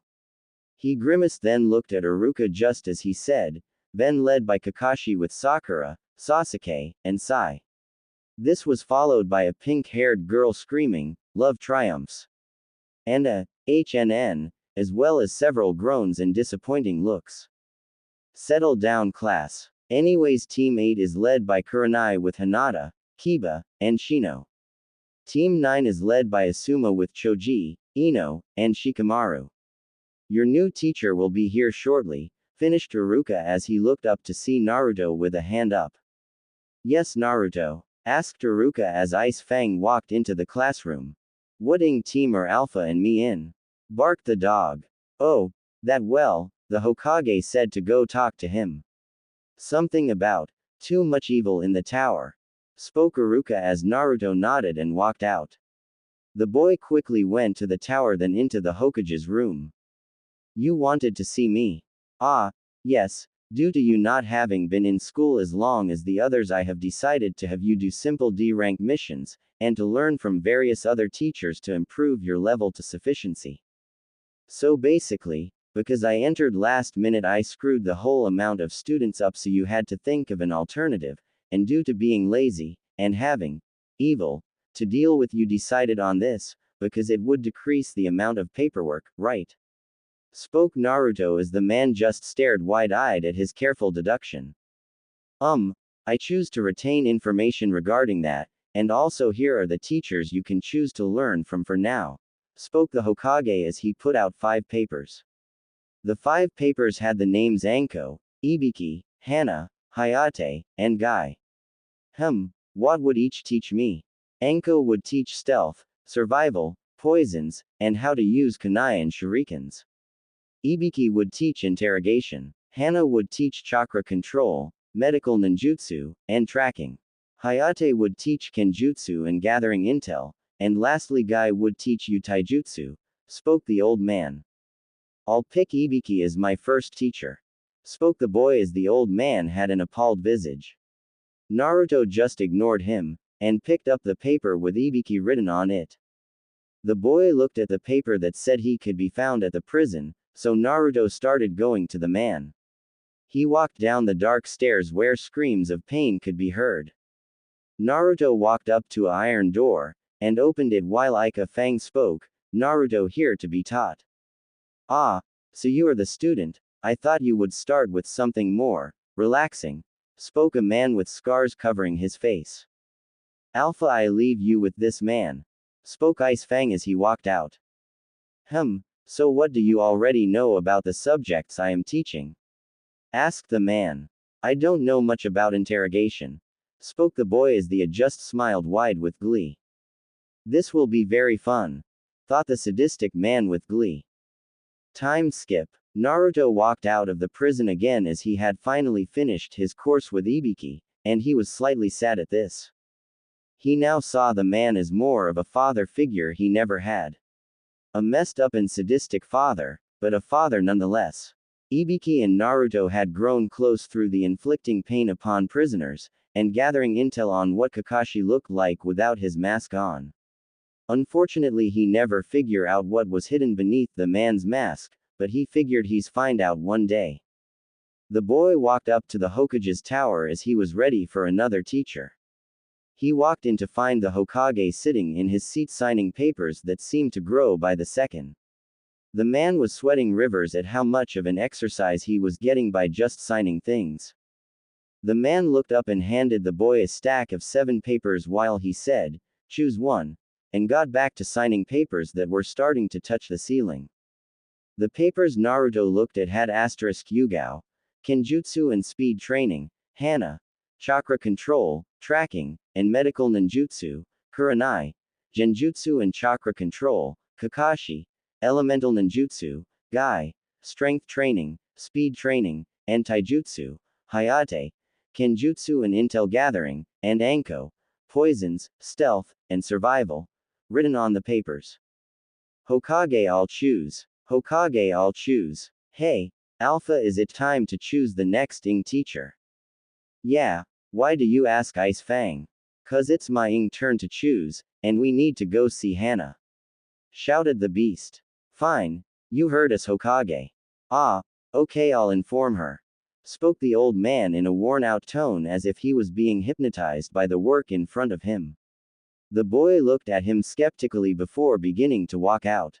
Wait, Naruto, I have one question for you, spoke the old man in a deadly serious tone as Naruto stopped and looked back at him. Yes, what restaurant would you suggest for really good food? Asked the man as the wolf and boy both fell over. Ichiraku's, spoke the boy as he ran out to escape any more stupid questions. I thought so, spoke the old man darkly as he wore cynical grin. Naruto was walking down the road at a very leisurely rate as he went a sudden gust of wind pushed him forward, slightly knocking him over. He looked up to see flashes of black fly forward. What was that about? Beats the ing shit out of me, responded Ice Fang as they started to walk to Ichiraku for some ramen. When they finally got there, they were greeted by orange and red instead of a calm busy stall. Smoke billowed from the flames as a girl no older than 19 came stumbling out calling for her grandfather. She looked around till she saw Naruto. Naruto-kun, please save my grandfather, cried the girl as the restaurant was being burned to the ground while tears poured from her eyes till she finally. The young boy looked on in horror as someone he cared for like a dad came running out in flames. The old man could be seen swatting himself and trying to put the flames out as he suddenly stopped, and then fell to the floor in a heap of burning ash. The boy slowly began to cry till he heard shouts from nearby. He turned in hope of having help to put the fire out. There's the demon, shouted one woman as a horde followed behind her. They came bearing clubs, knives, broken glass bottles, and various other weapons. "Get him!" shouted another in the crowd as they charged the boy. "Ice Fang, put her somewhere safe!" shouted the boy as he sprinted away while the wolf jumped from roof to roof with the unconscious woman on his back. All the while Naruto was jumping from shadow to roof and back trying to hide. He finally lost the villagers, so he hid in his base he had before he left the village. "I'll be safe here," thought the boy in comfort as an explosion was heard behind him. He looked over to see several ninja and villagers walking through smoke where the entrance would have been. They all wore sick grins as they walked towards the scared boy. Each person holding a weapon of sorts. They beat him viciously, leaving him drenched in his own blood in a near-death situation. He slowly drifted into a coma as he heard footsteps getting louder with each passing moment. The boy descended into darkness with one thought on his mind. "This all happened because I spoke. This all happened because I told someone something they wanted. My own mouth betrayed me," thought the boy as he kept reciting it in his mind, slowly thrusting his heart into darkness. The boy woke up, and slowly looked himself over to see that he was covered in bandages. He looked to the side to see Kyubi sitting against a wall. He looked at her gratefully before he stood up. He slowly walked forward, and looked around. He looked for several minutes till he found a black board with a small amount of chalk. He picked them up, and slowly trudged out as the sun bore upon his figure. He looked at the rising sun with an emotionless expression adorning his face. His eyes held look of sorrow as he trudged into town with his black robe hiding his cut-up and crimson-stained clothes. The boy walked up to the old burned stall to see it was now ashes. The boy had a far-away look in his eyes as he crouched down and grabbed a handful of ash before a single tear fell from his eye. "This is all because I spoke a single word," thought the boy as sadness washed over him. He quickly sealed away the handful of ashes before walking away as a single figure followed him. The boy walked around as he had noticed the figure following him since a few moments after he had sealed the ashes away. He quickly rounded a corner as he stopped suddenly, unsealing a single kunai from a seal on the inside of his robe, much to his amusement at the thought of irony. If you don't get the irony, then go read some other fanfics for the actual irony. As soon as the figure rounded the corner, Naruto grabbed the figure with the kunai to the person's neck. The figure stopped abruptly as not to get their throat cut. "It's me, Hiyashi," spoke the man with a slight amount of surprise in his voice as he slowly pulled the hood back to reveal his face. Naruto took a step back in response as he eyed the man with an expressionless look. Naruto quickly scribbled the words "and why were you following me?" onto the board. "Why did you save my daughter? We never did a thing to help you, yet you helped her anyways," spoke Hiyashi coldly as he examined the buy. "It was for person gain," wrote the boy on the board. "Personal gain. So you didn't do any of that, because of any thoughts or other motives?" questioned the man with a raised eyebrow. "None whatsoever. Anyways, bye," wrote the boy as he quickly disappeared in a shushin. "Why did he talk to me through writing though?" the man questioned himself before walking back towards his mansion. The young boy robed in black walked around till he came back to the destroyed hideout he used as a kid. He looked at it with sadness as the events filtered through his mind once more. He knew they hated him, yet never once before had they actually hurt someone else. Naruto clenched both fists in rage as his mind began to focus on the betrayal of the Hokage. He had to make the Hokage pay, and he knew just how to do it. Naruto was walking back to his old broken hideout as Kyubi came out. She looked at him with concern at seeing him out and about, but what she was more worried about was his emotional standpoint. "Are you okay, Naru-kun?" "I'm fine," wrote the boy as he walked past her. He walked straight to the back wall, and performed some hand signs before thrusting his hand onto the wall. It opened slightly to reveal the old chest he once found when he was younger. He had chosen to put it here for security reasons. He walked up to the chest, opened it, and pulled out several vials of red liquid. He popped the corks off of the 5 test tubes, and slowly smelled each and every one of them. He capped 4 out of the 5, and drank the one he left open. His eyes flickered red slightly, and then returned back to the sky blue color. That time again? Questioned Kyubi with a sad look on her face. Naruto's only reply was a mere nod of his head before he walked out of the base. When he got out he whistled, and the next thing he knew Ice Fang was behind him with a questioning look. Naruto turned around to see a little girl no older than 10 on the floor asleep. He walked up to her, and slowly started to rub her hair gently. The girl smiled slightly in response to this as if she felt happy. Naruto smiled slightly before remembering what happened to the one this little girl called her grandfather. Naruto picked the little girl up, and brought her over to Kyubi, who seemed to understand what he wanted. So, Naruto walked over to Ice Fang, and patted his head, earning a look of happiness from the wolf. The young blonde boy then grabbed a handful of ash from his seal inside his cloak, and brought it up to Ice Fang's nose to sniff. The dog looked at his alpha questioningly before nodding. "What did you want to learn from this?" asked the beast curiously. Naruto resealed the ash before writing, "Who do you smell that you have smelt on my clothes before?" Asterisk. The only familiar smell was that of a man's. "Follow me," wrote the boy as he started running back to the burnt-down stall. When they got there, the boy immediately started to dig through the ash, and came across 2 burnt chef hats. He brought the 2 to the wolf, who sat a few meters away.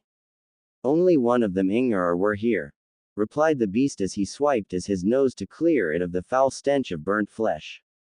Naruto's eyes immediately lit up. He pulled his board out and asked who was here. Asterisk. "The man from earlier." "Why?" asked the wolf. Naruto merely sighed in relief. He didn't know where she was, but she was more or less alive at the moment. He still felt sad that he had lost the closest thing he ever had to a father, but was happy he hadn't lost a Yame. Naruto looked at the scorched building one last time before deciding he needed to start going to the classes he had with Hana. He didn't want to go, but he knew Ice Fang needed someone to spend time with besides his alpha. Naruto continued walking down the street deep in thought, not noticing 3 people walk up right beside him. "You okay, Naruto-kun?" asked a familiar voice as Naruto looked up to see Kurenai, Anko, and Hana wearing concerned faces. "I'm fine," wrote the blonde, accompanied by a sad smile.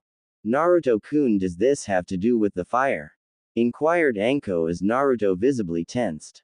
The boy shook his head as he calmed down to walk normally, much to the ire of the 3 women. "Naruto-kun, you can trust us, after all. Start training in 4 days, spoke Hana. "Stop trying to pry into Alpha's business, you little shits," shouted Ice Fang as the 3 girls looked at the beast with a slight amount of agitation. "You'll get used to his choice of words. Fine, Naruto, but you better show up at my compound in 4 days, okay?" said Hana as Naruto nodded in response before the 2 groups split apart. Naruto was walking down the road till he realized he needed to start doing missions. As much as he hated the fact he had to do them for the villagers, but he needed the money. So, he walked into the Hokage's tower to gain the glare of the receptionist, but merely shrugged it off. He quickly went into the Hokage's room, much to the old man's surprise at seeing him. He walked over to a small cabinet in the corner, and grabbed a random D-rank mission from the shelf, and brought it to the Hokage. The man nodded, and Naruto walked out, still leaving the Hokage with a fish out of water jutsu active. The boy walked out, and looked at the mission. It said to go to the large farm on the outskirts of town, and pull the weeds out. The boy sighed at the knowledge that he had to do at least 20 of these stupid missions. Naruto walked to the farm, and knocked on the door. As the door opened, an old woman was revealed with a scowl. "How can I help you?" asked the woman with venom in her voice. "I'm here to pull the weeds." Asterisk. "Not a chance, demon. You would probably poison our crops, or you might even taint the land, making it stop growing things. I'm here for the mission you requested," wrote the boy with a stern glare upon his face. "And I said no. Get the hell out, you brat. I am here for my mission." Asterisk. "I don't care," shouted the woman as she opened the door, and backhanded the blonde. The boy turned his head back, and glared daggers at the woman. He spat at her bare feet before walking around a corner. Once out of sight, he made several hand signs before transforming into a brown-haired boy who looked constantly tired. He then walked up to the door, and knocked on it to have an angry-looking old man answer the door, this time while shouting, "We said to leave us the hell alone, demon." Then when he saw Naruto disguised, he apologized, and led him out to the farm, and watched as he pulled the weeds. Several hours passed till Naruto finished the job. He got the family to stamp the folder as Th Boy Shushine to the Hokage, and threw it onto the table. The man looked at it with disgust before paying the young boy 10,000 ryo. The boy looked at the money, grabbed it, and then walked out. He was walking back to the broken hideout here he last saw Kyuubi. He arrived to see her awake, and tending to the now awake brown-haired little girl. She looked at Naruto with a face that hinted a little fear before Kyuubi started to rub her head, and told her he was a friend of hers. Her demeanor then changed to a happy face as she ran over to the boy, and hugged him. Naruto smiled at the girl who was less than a head smaller than he, before he felt sick to his stomach. He grimaced in pain, before clutching it. "Naru-kun, what's wrong?" shouted Kyuubi as she ran to his side. The boy started coughing viciously before turning over, and coughing blood out onto the grass. "The second vial?" asked the crimson-haired woman as Naruto nodded while still coughing up a storm of red. Instantly, the woman dashed to the base, and grabbed the vial with the number 2 on it, and ran out.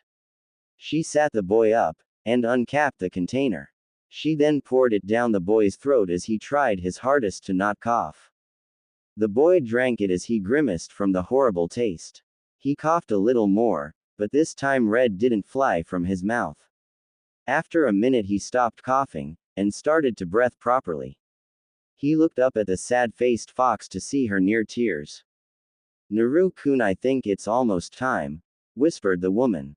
The boy looked up at the woman and smiled before bringing up the board with 2 more days written on it. The kitsune smiled at him before smiling, bending over, and kissing him on the forehead.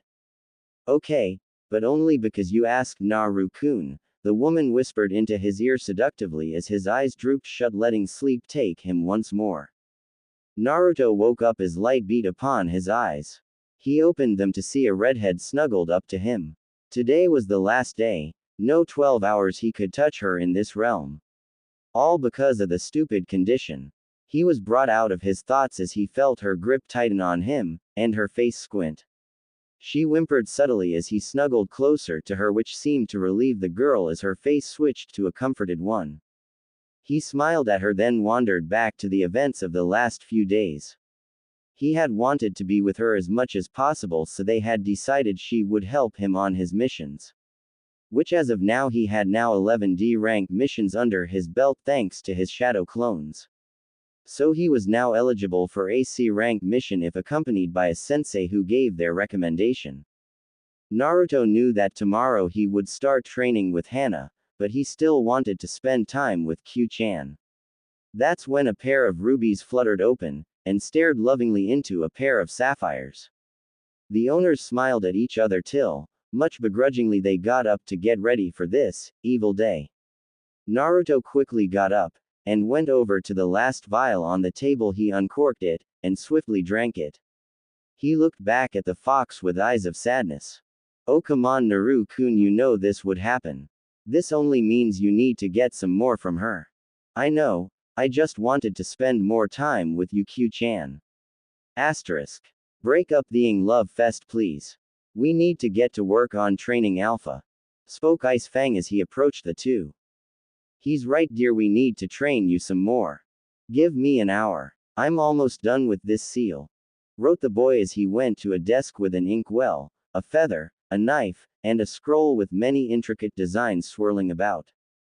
An hour passed quickly as Naruto looked at his creation with pride. With one thought flowing in his mind.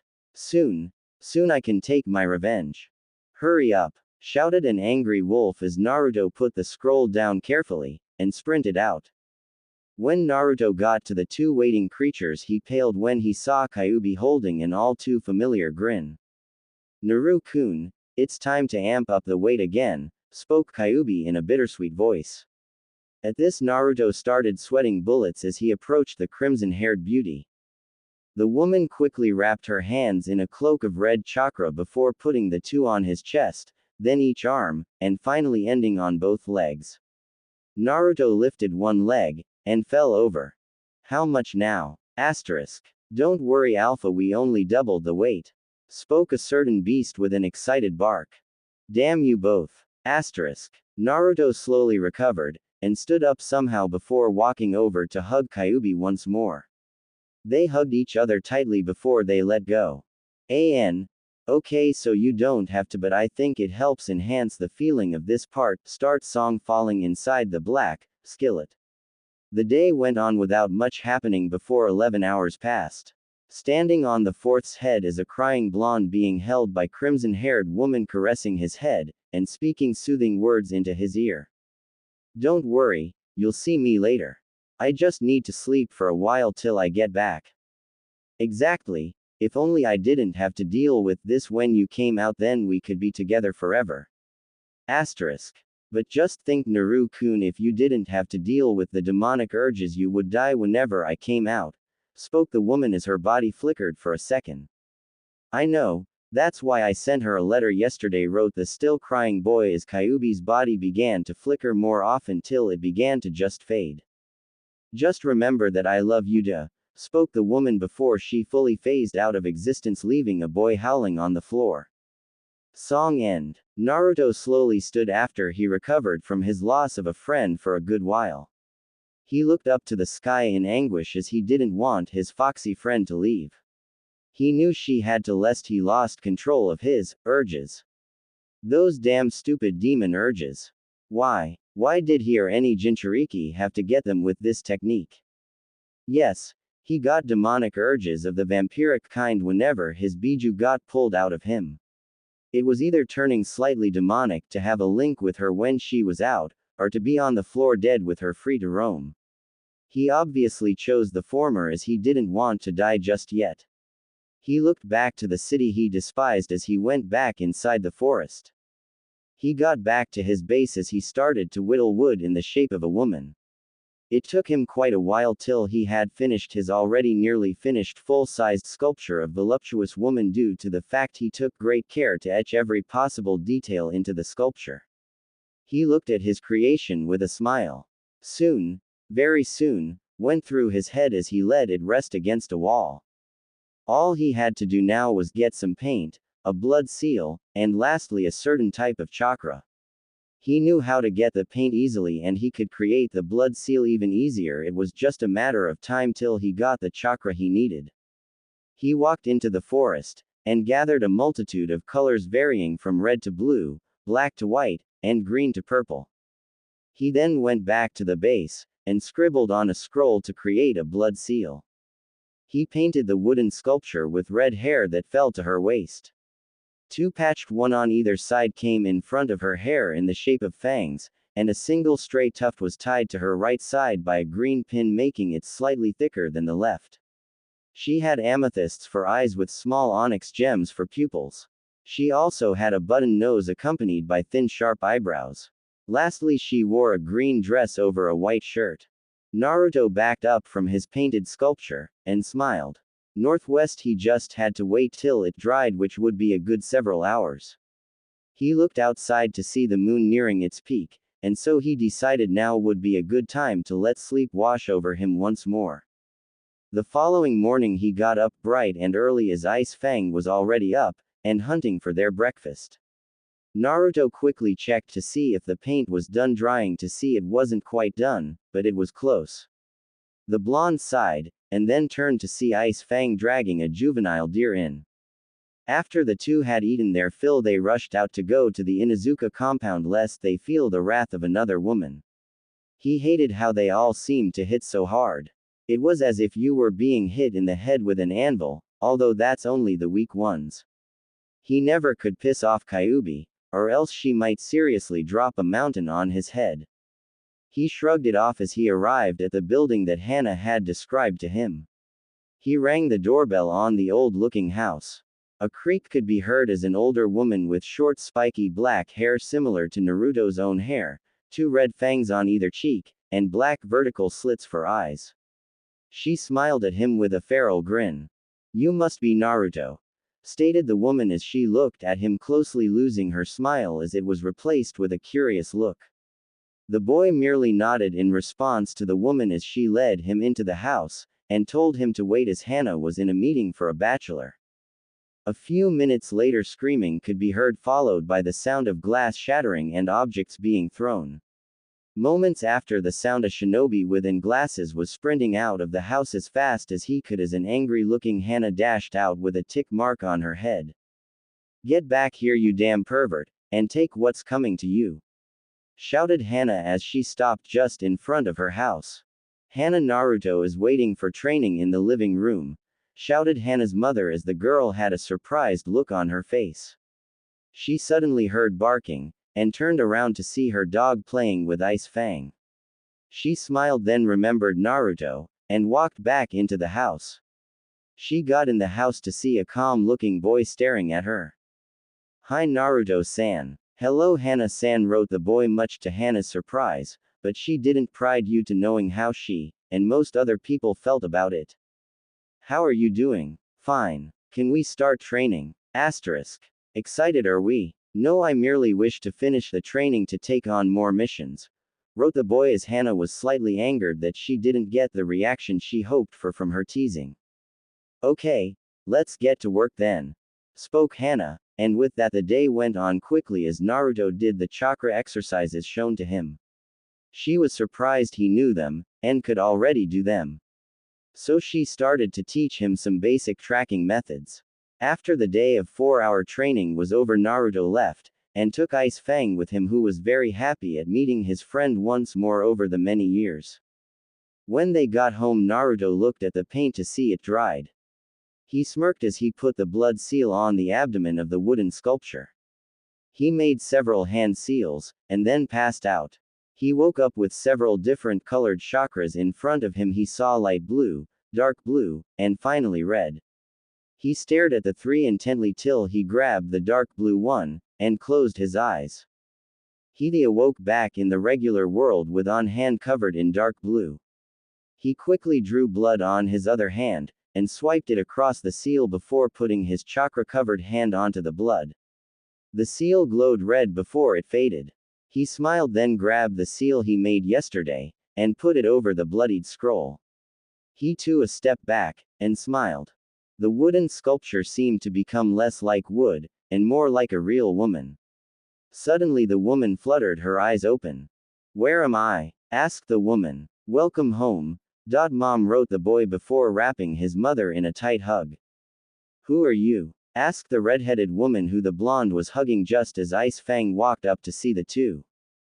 "Alpha, who is she?" asked the beast as Naruto let go of his mother, and looked at the wolf. "This is my mother Kushina. Mom, this is my friend Ice Fang," wrote the boy as he passed, slightly earning a chuckle from the sailor-mouthed wolf. "Son. When did I ever have a son?" asked the woman, instantly breaking the boy's heart. "Mom, it's me, Naruto. You know yours and the 4th son." Asterisk. "The 4th, as in Minato?" asked Kushina, earning a nod from the boy and dog. "Why would I have had a son with that asshole?" asked the woman, earning a single grin at the language and a confused blonde. "But you're my mother. Remember you died when Q-chan attacked the village." Asterisk. "Q-chan? You mean Kyuubi?" "No, he's talking about some other nine-tailed fox," spoke Ice Fang sarcastically, earning a tick mark on Kushina's forehead. "When did Kyuubi attack, and why? She would never do that." "Wait, where am I?" asked the woman, earning 2 face faults due to just now realizing she didn't know where she was. "Do you not remember having a child, Mom?" Asterisk. "No, I never would have had a child with that bastard, and I definitely haven't done the deed yet," spoke the redhead shamelessly. "I think something's wrong," spoke the young boy in his head. "I know there is. I can smell ink shit on her, active ink." "What do you mean, Ice Fang?" Someone put a seal on her ing memories or something, and she definitely has a problem for not remembering when the Kyuubi ing attacked, or your birth. Do you think I messed up on the seal? Not a ing chance. I had Yorick the shithead look it over while you were out, and even he said it was going to ing work properly. How did he know it would work? We kinda tested it out, twice. You know how I feel about you touching my stuff. Well, oh well, get thee over it. Fine, we'll finish this later. Naruto, that name sounds familiar, spoke the redhead to herself. Yeah, you named me after a fishcake, mom. Asterisk. Hey, don't get sassy with me, kid. Although, that does sound like something I would do, spoke the redheaded woman as she struck a thinking pose. I think we'll need Kyuubi in order to see the seal. Well, you'll need to wait until she wakes up, Alpha. I know. Thought the boy as he looked at Ice Fang. I still don't believe you, boy. Spoke Naruto's mom as she came out of her thoughts. It's fine, just stay with Ice Fang until Kyuubi wakes up. Asterisk. What do I mean I can just talk with her? Give me a minute. Spoke Kushina as she sat down to meditate. You won't get anywhere with that ing method. Spoke Ice Fang as the redhead's eyes shot open. Why can't I talk to Kyuubi? Asked the woman in worry. Because she is inside of me, wrote the boy as he lifted his shirt, and channeled chakra through his body, making the seal on his abdomen. So you might be telling the truth then, but how am I alive? I revived you with the seal on your abdomen, wrote the boy as he placed his hand on her shoulder, and pushed his chakra into her. Then the seals glowed through her shirt to reveal his words of truth. So there is some truth to your words.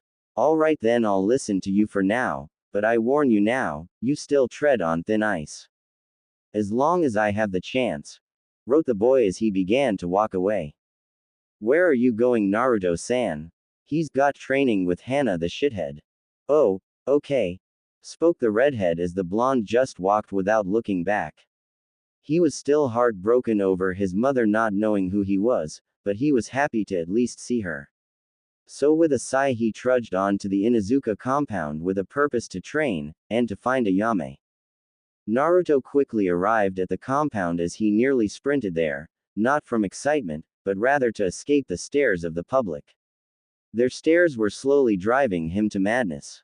He was nearing his breaking point once more, and he hadn't even been in the city for a full year. The only thing keeping him sane is the thought that it was all a mere test. Yes, a test to see if he had what it took to fulfill his plan, and he knew he would. Whether it took a day, a week, or a year, all depended on when she would come back. He only needed to wait until she got over their deaths, whether by time, or from a push. He was brought out of his musings when the large building appeared in front of him. He walked up, and knocked to have it opened by Hana. She smiled at him, before fully opening the door. Alright, Naruto-kun, you ready for your first real mission? Asked the brunette as she took a step out, and closed the door behind her. What do you mean by real mission? I've done those poor excuses of D ranks. Asterisk. Well, you're in luck, cause we're going to be doing your first C rank mission. Here's the details. Be at the gate in an hour. Spoke the woman right before she handed him a folder, and then disappeared back inside. The boy looked inside the folder to see it was a joint operation between him, Hana, and Team 8. The mission was to escort a man back home in Wave Country, and guard him as he was building the bridge. He smiled at finally having a chance to do an actual mission, and to top it off he would be able to see Tsunami again. Hey Ice Fang, I'm going to be gone for about 2 weeks, inform mom of it, and make sure she